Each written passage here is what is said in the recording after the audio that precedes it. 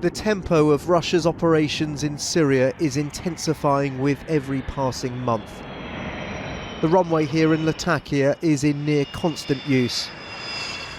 5,700 sorties have been flown since October, but today the Syrian Observatory for Human Rights claimed Russian bombs and missiles have caused 3,000 deaths since the campaign started, 1,000 of which were civilian compared to 893 fighters from the so-called Islamic State. Well, we've seen Russia using unguided munitions, not the precision missiles and bombs that we've been using, dumping unguided munitions on top of civilians and opposition groups who've been fighting Assad. We watched today as planes were loaded with munitions, some returning from their sorties having dropped their entire payload.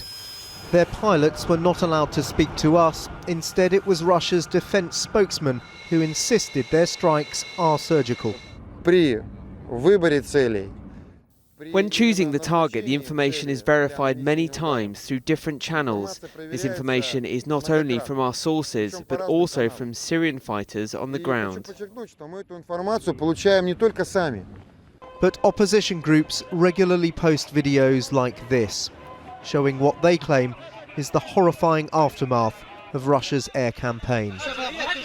But it is often difficult to prove which air force is responsible for carnage like this.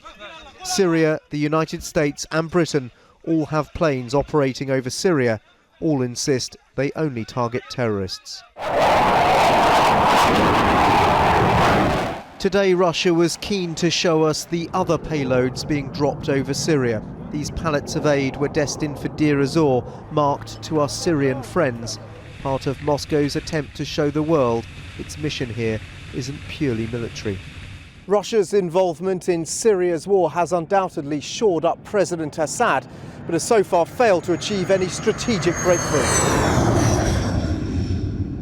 Instead, Russia looks like it's in Syria for the long term. Ground troops are here only to guard this sprawling base, but for how long will that remain the case? Dan Rivers, News at 10, Latakia.